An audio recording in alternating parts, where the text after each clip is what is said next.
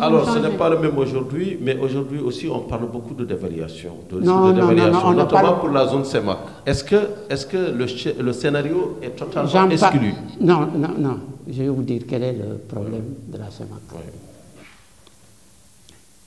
Ici, nous avons un compte commun, un compte d'opération commun. Il y a un compte, il y a des sous-comptes pour les États. Mais ce qui est dans la cagnotte appartient à l'ensemble des États. Et il y a le principe de la solidarité. Les fonds sont fondus en un seul compte. Là, vous savez ce que signifie CFA en Afrique centrale? C'est la communauté financière, la coopération financière africaine. Vous savez pourquoi ils n'ont pas le terme monnaie n'apparaît nulle part, le terme d'union n'apparaît nulle part. Pourquoi? Est-ce que vous vous souvenez, bon, vous êtes un peu plus jeune que moi, est-ce que vous vous souvenez que dans les vieux jours, les CFA des pays d'Afrique centrale, il y avait les effigies des chefs d'État? Non. Bon, vous êtes jeune. Non. Cameroun, il y avait des effigies je me souviens qu'on pouvait échanger les CFA de la CEMAC et de l'Afrique de l'Ouest. J'y reviendrai. Effectivement. À l'époque, en fait, vous aviez au Cameroun les effigies d'Aïdjo, Fele c'était Tombalbaye, Fele c'était Barthélemy Boganda, au Gabon c'était le vieux qui était président machin. Pourquoi? Parce qu'en vérité, il n'y avait pas de banque centrale de l'Afrique centrale. Ils ont très rapidement changé le nom en BEAC, Banque des États d'Afrique centrale. Le mot central n'y est pas. Pourquoi? Parce que la BEAC, c'est ce qu'ils appellent, jusqu'à présent, les services généraux. C'était en fait l'intendance des banques centrales nationales. Et au niveau de la réglementation bancaire, chaque pays avait sa réglementation bancaire. Ils avaient un comité paritaire d'harmonisation. Et au niveau des comptes d'opération, chaque pays avait son compte d'opération. Ce que je veux dire, c'est que le gros problème là-bas, c'est qu'il n'y a pas cette solidarité. Ils y travaillent. Il n'y a pas cette solidarité, il n'y a pas cette entente entre les ethnies, entre les pays, etc.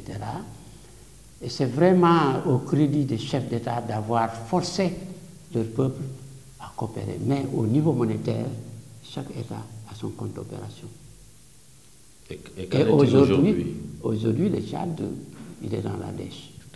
Je ne connais pas les chiffres pour le Congo-Brazza, mais le Congo-Brazza, en fait, ce qui s'est passé, c'est qu'ils ont un ancien président, que Sassou Nguesso a... Pascal Lissouba.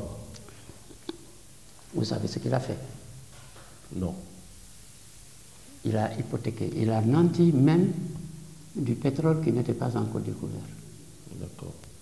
Et dans mon livre, je dis ici, ne me faites attention avec les hydrocarbures. Et c'est pour ça que le Congo s'est trouvé avec le couteau à la gorge des fonds vautours. Oui. Parce que ce qui s'est passé, c'est que tous ces emprunts étaient des emprunts qui étaient impayés. Oui. L'État était en faillite. Et dans le commerce, j'en ai parlé dans mon livre, tout à fait. Dans le commerce donc, du machin, les gens les ont achetés avec des décotes souvent, tenez-vous bien, qui peuvent aller jusqu'à 90%. C'est-à-dire 100 milliards, on te les vend pour 10 milliards. Donc potentiellement, tu as 90 milliards de bénéfices. Même si tu as la moitié ou le tiers, c'est presque 2 ou 3 fois ce que tu as payé. Alors donc, ils ont ces fonds vautours qui sont à la gorge. C'est pareil en Argentine. Bon. Ensuite, vous savez, le pétrole, les prix, c'est du yo-yo. Bon, à un moment donné. Et puis, ils n'ont pas autant de pétrole que leurs voisins. Le Cameroun a très peu de pétrole. En fait, le Cameroun, aujourd'hui, est en train de racler les fonds de maritime. C'est l'économie la plus diversifiée de la sous-région. Alors, d'abord, c'est ça leur avantage. Ils sont comme la Côte d'Ivoire. Ils ont une économie très diversifiée, une population très éduquée, le niveau de formation, le niveau d'alphabétisme. Il n'y a pas de comparaison, même avec le Sénégal sur ce plan-là. Okay? Donc, aujourd'hui, le Tchad, quand il va importer, il regarde son compte d'opération en France, il est dans le rouge. Selon les accords, il faut continuer à tirer, mais c'est une fuite en avant. Donc il va emprunter au Cameroun ou à la Guinée équatoriale. Bon, ils vont lui prêter, mais moyennant paiement. Et encore, est-ce qu'ils leur prêtent? J'espère que mes amis camerounais... Le Tchad vient de conclure un accord avec le FMI. Alors, je viens à la dévaluation. Oui. C'est qu'en vérité, en matière monétaire, tout le monde pense qu'il n'y a que l'instrument taux de change qui opère en matière macroéconomique. C'est un instrument parmi d'autres. Donc, c'est ce que je dis dans mon livre, c'est que donc on est en train d'utiliser tous les outils macroéconomiques possibles. Malheureusement, c'est un peu délétère et pénalisant. Essentiel, ça veut dire quoi? On diminue les investissements publics, on diminue les salaires. Vous savez, moi j'étais au Cameroun, le Cameroun à un moment donné a simplement dit aux fonctionnaires, on vous paye une partie de vos salaires. Le reste, je vous le dois. Mais je ne peux pas vous les donner. Bon, ensuite, sur le plan social, ce sont les écoles, ce sont les hôpitaux qui vont voir le budget fondre comme neige au soleil.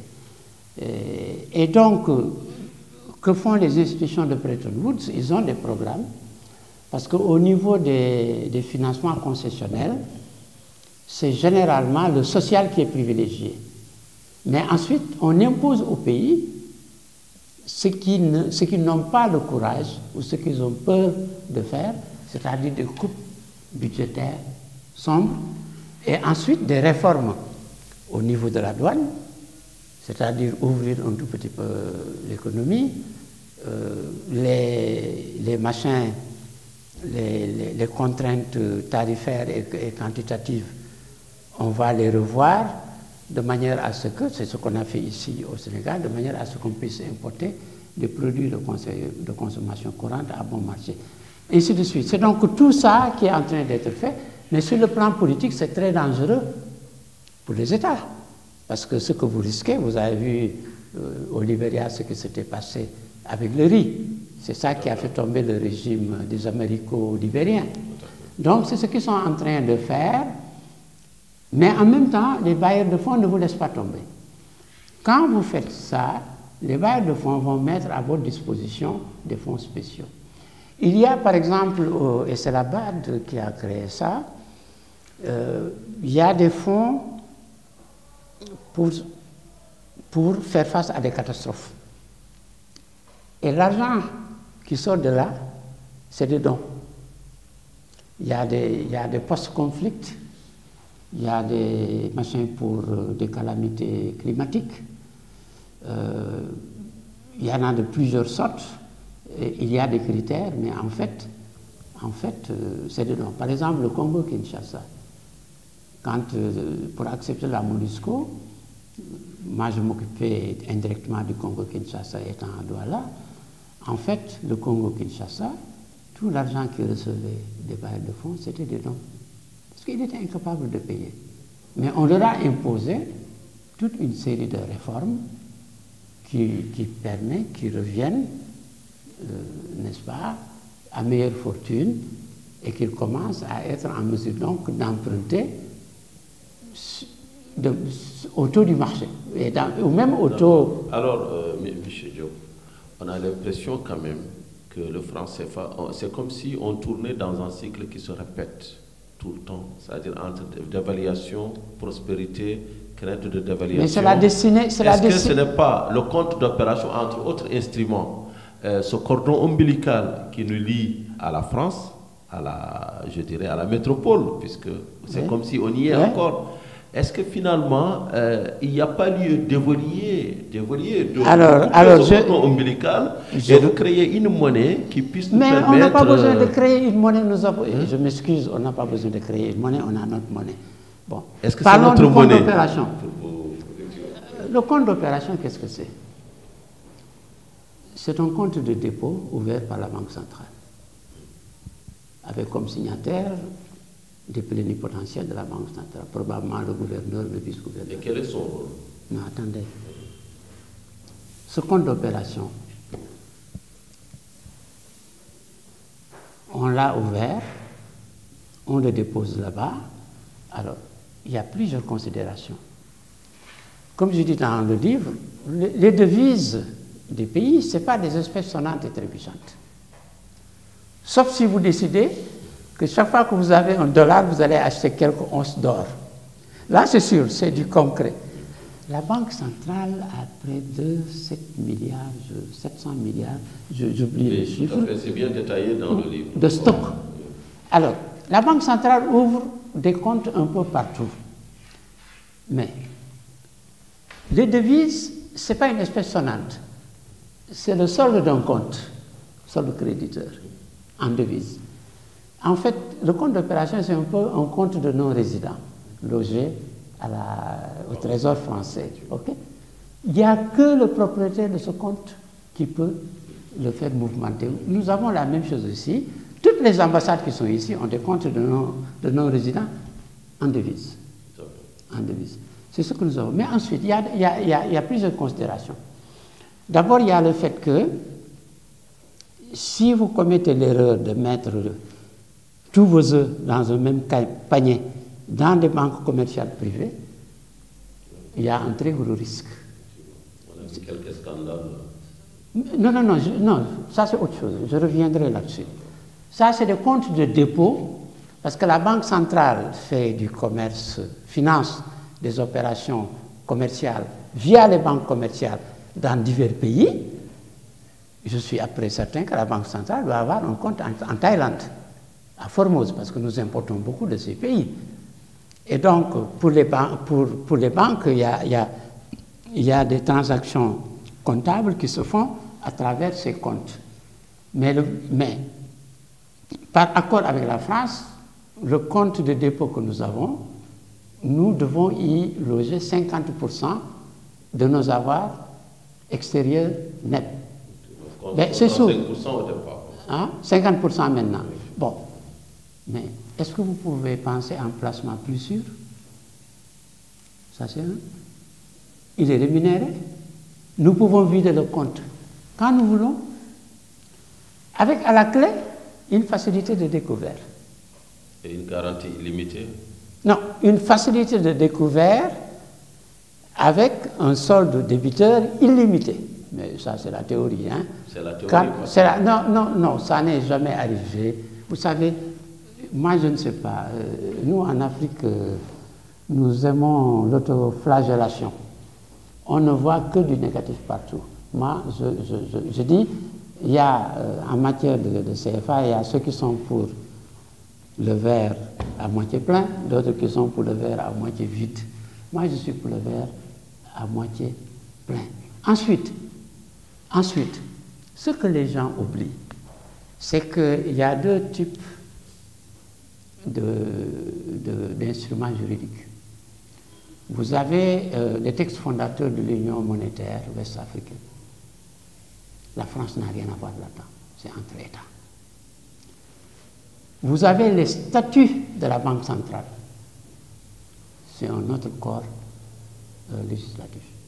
Et vous avez, en troisième position, des traités inter-États avec la France.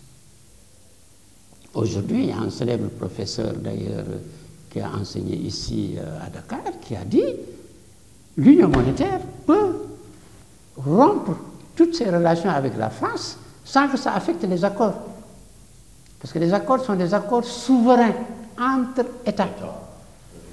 OK? Voilà. Donc, moi je dis, alors, la Banque centrale, et comme on dit en Côte d'Ivoire, qui est fou, la Banque centrale a un énorme stock d'or. Nous avons, je ne me rappelle plus du chiffre, dans les 700 milliards. Et qui est en Afrique centrale, alors qui est déposé dans des coffres loués à la Banque de France. Il y a une nuance, c'est comme vous, comme vous êtes riche, votre épouse loue un coffre à la BIAO, elle met ses bijoux. C'est la même chose. Ça n'a rien à voir avec les accords monétaires. Il y a une partie qui, paraît-il, est ici. Mais vous savez, pour des raisons de sécurité, vous savez ce qui s'est passé en France lorsque l'Allemagne a envoyé J'ai vu que l'or est revenu quelque part vers le Mali. Non, non, non, attendez. Je parle de l'or. Quand l'Allemagne a envahi la France, les Français ont ramassé tout ce qu'ils avaient comme or, ils les ont mis dans un bateau, ils sont allés les déposer au Canada. Et c'est ça qui a permis... Ce n'était pas au Mali? Hein? Ce n'est pas au Mali que l'or de la France a été déposé? Vous rigolez? Au Mali? Non, c'est au Canada. Il y a un cargo qui a... Bon, ils ont eu de la chance, le cargo n'a pas sombré. Mais tout l'or de la France a été évacué en catimini et rapidement est déposé au Canada. Et c'est cet or qui a permis à la France, en 1945, de retrouver une monnaie saine, parce qu'il y avait tout cet or-là qui était sa contrepartie, plus évidemment tout ce qu'elle détenait dans les colonies, mais c'était dans des coffres, à la Royal Bank peut-être du Canada. C'est donc dire que, alors, au-delà de ce qui est dans le compte d'opération, la Banque centrale possède, alors là c'est concret, possède des instruments, des securities, c'est-à-dire des obligations d'État. Vous savez que le Japon et la Chine, leur banque centrale, la plus grosse partie de leurs réserves, c'est des obligations du Trésor américain. Tout à fait. Tout à fait. Pour la Chine, c'est... Notre banque centrale, ce n'est pas des enfants de cœur, ils ont également un tas d'obligations, je ne sais de quel pays, peut-être France, Japon, etc. Donc nos devises sont bien gérées, elles sont disséminées. Le risque est atténué par le fait qu'on n'a pas tout mis dans un seul panier. Vous voyez? Maintenant, pour ce qui concerne le compte d'opération, dire que la France utilise cet argent pour ses propres... Je pense que personne ne le dit quand même. Non, écoutez, vous avez un compte dans une banque, n'est-ce pas? Effectivement. Vous avez, bon, vous je savez, le directeur général ne peut pas toucher cet argent. Je pense que les activistes africains, ils ne disent pas que la France utilise ses fonds, mais ils disent aux États africains, la monnaie c'est un instrument de souveraineté.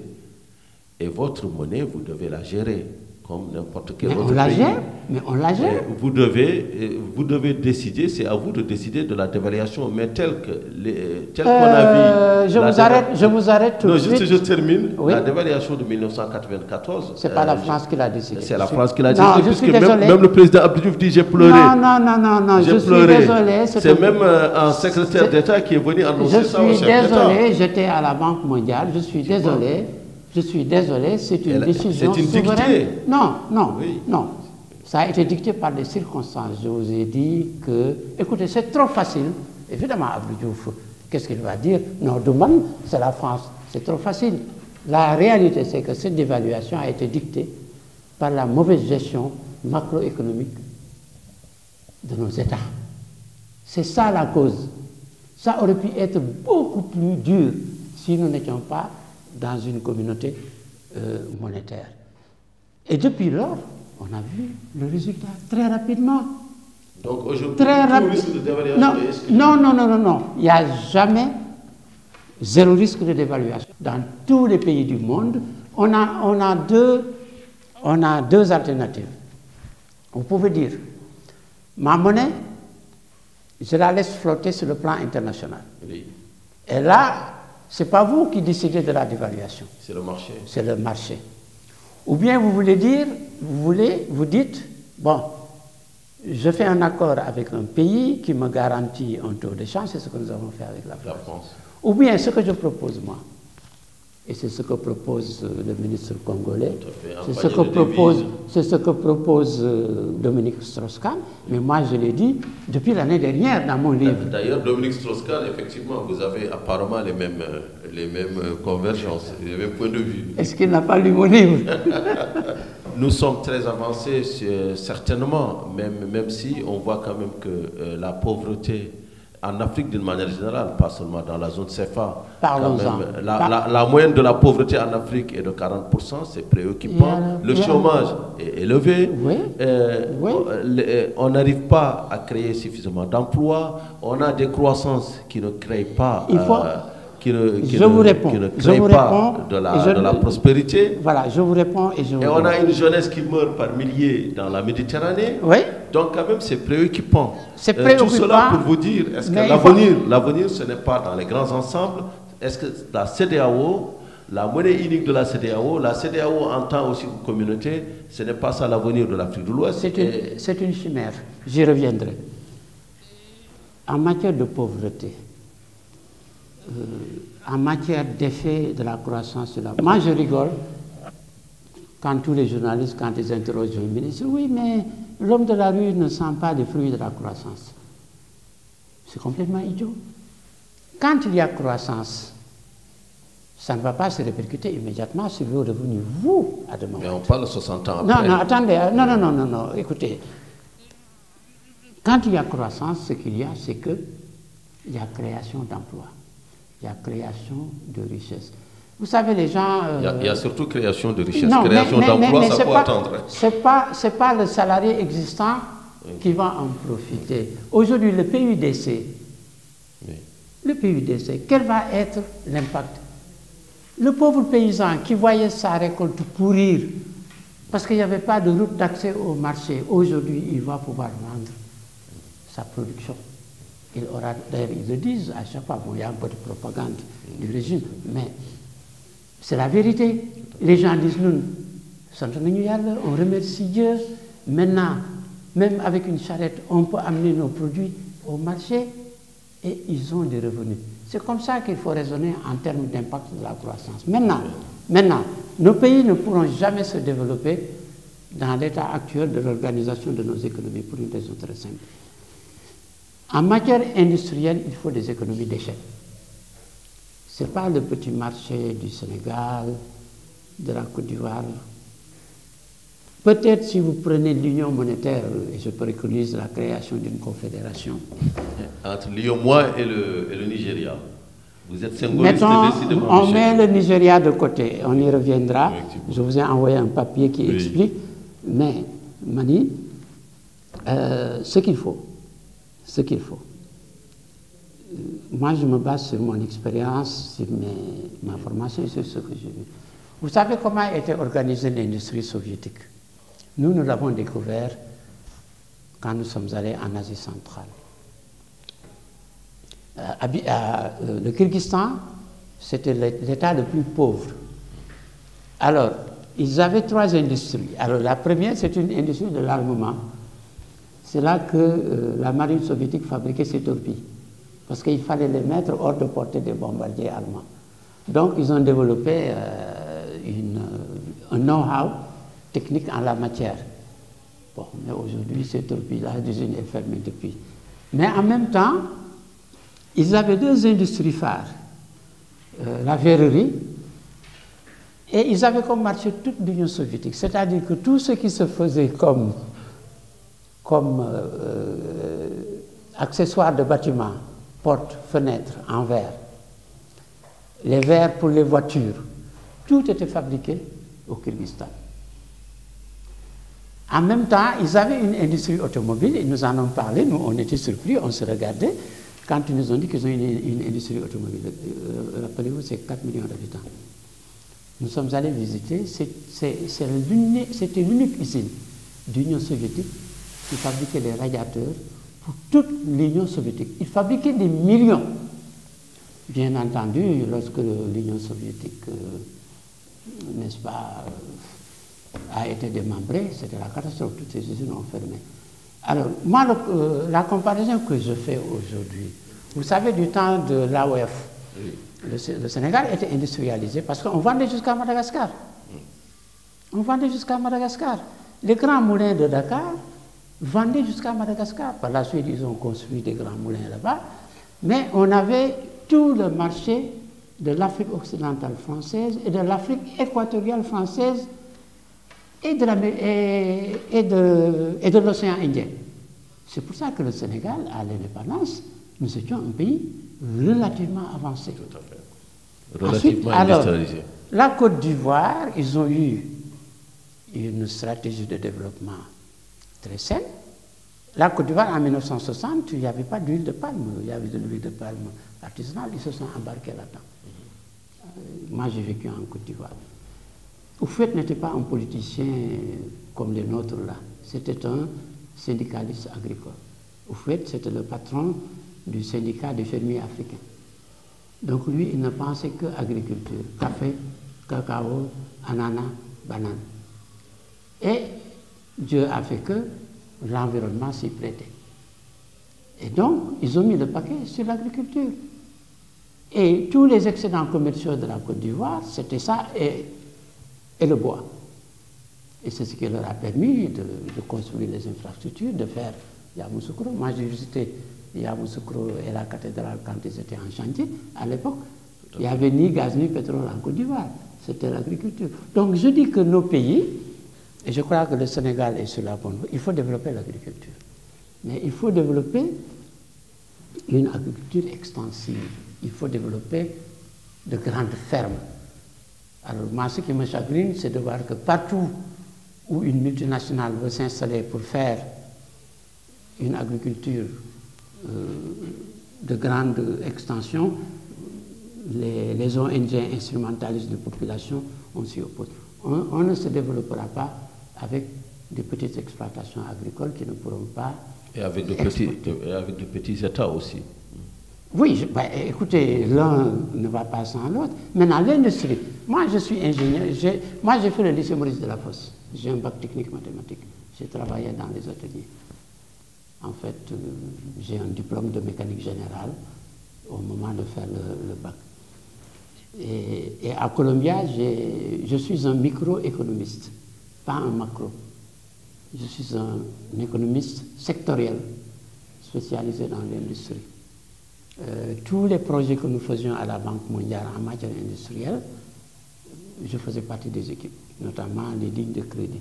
Mais tout ce qu'on a vu dans tous les pays, d'abord, il y avait un problème d'intégration entre l'agriculture et l'industrie. C'est-à-dire, dans les pays qui se sont développés, vous avez une industrie agro-industrielle qui n'a pas besoin d'importer ses intrants. Vous avez par exemple une industrie textile où il y a toutes les chaînes de valeur, depuis le coton jusqu'au boubou qu'on porte.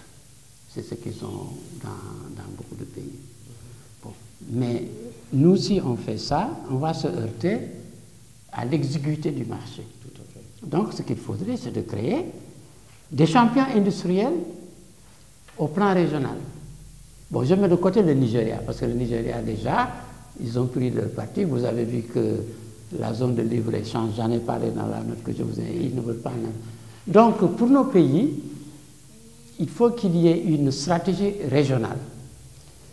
Moi, dans mon travail avec mes amis d'une firme de consultation que vous connaissez bien, vous ne permettrez pas de faire de publicité, nous avons fait le plan d'émergence du Gabon, on a fait pour d'autres pays, mais nous avons raisonné de cette façon. Il ne faut pas être introverti, regarder le marché local.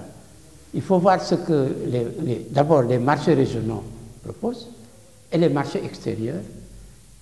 Ce que vous pouvez, vous faites une analyse de vos avantages comparatifs, etc. Mais il faut le faire au plan régional. Il faut que nous ayons de grandes industries régionales. Bon, on peut se partager la tâche.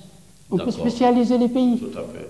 Tout à fait. C'est ce que je dis dans mon livre. Tout à fait. Bon, c'est une réflexion d'un praticien, de quelqu'un qui a... Alors, en un mot et pour conclure, je dirais que vous êtes un peu pessimiste pour la CEDEAO. L'êtes-vous aussi pour la... non, pour la monnaie unique, pour la monnaie régionale. La monnaie, non, je suis pessimiste. Parce pour que la déjà, monnaie unique en 2020, le délai est trop court. Non, il y a la monnaie unique continentale, qui à mon avis ne se fera jamais. Il y a la monnaie unique de la CEDEAO, pour laquelle le Nigeria est très frileux, pour des raisons qui lui sont propres. Mais ça peut se faire à une condition. Il ne faut pas être naïf, il faut dire la vérité. On ne peut pas faire ça d'un seul coup. Moi, comme je vous l'ai dit l'autre jour, je suis en faveur de l'approche senghorienne des cercles concentriques. Il faut faire des cercles concentriques monétaires. Il y a la ZMOA, laissez-les créer leur monnaie. Nous avons notre union monétaire, nous on attend sur la touche pour voir ce qu'ils font. Oui, Monsieur Diop, donc pour finir, vous êtes, comme vous avez bien dit, à la fois d'origine arabo-berbère. J'ai vu que ça avait posé quelques De quatrième soucis. génération. De quatrième génération. J'ai vu que dans le livre, ça avait posé quelques soucis lors de votre nomination. Et c'était vrai, et c'était vrai. Voilà. Donc vous êtes un Africain, en fait. Et là, quel est le message, en fait, le principal message que vous voulez partager avec les internautes qui nous regardent à travers ce livre? Mon message, c'est il faut croire. Nous ne sommes pas des êtres inférieurs. Nous ne sommes pas des êtres incapables. Demain, nous aurons des prix Nobel de physique, de chimie, etc.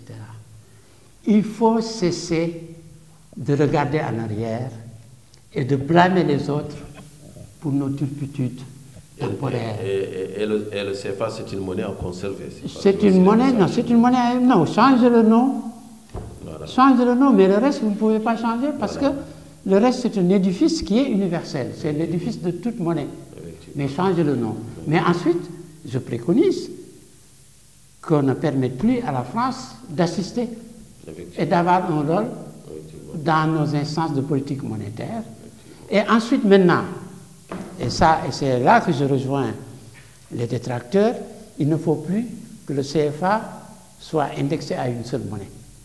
Dans un premier temps, il faut prendre, comme l'ont fait les Marocains, le dollar et l'euro. Le dollar, pourquoi? Peut-être même le yuan. Non, non, je vais vous dire pourquoi pas le yuan. Parce que les Chinois vont payer en dollars. Le raisonnement, non, on le fera. Le jour où le yuan deviendra une devise. Mais vous n'avez pas pensé également au yen japonais, qui est une devise forte. Mais la plupart de ces pays, y compris l'Inde, l'Iran, la Turquie, ils se font payer en dollars. Chers internautes, merci pour votre patience. On vient de suivre en direct l'interview de M. Mohamed Diop, qui est auteur du livre des francs CFA et des banques, donc édité chez l'Harmattan. Donc vous pouvez le trouver normalement même en ligne. En ligne, Amazon. En ligne aussi, Amazon, entre autres. Oui. Et puis à travers tout le réseau Harmattan. Donc je vous remercie et bon Ramadan. Merci beaucoup.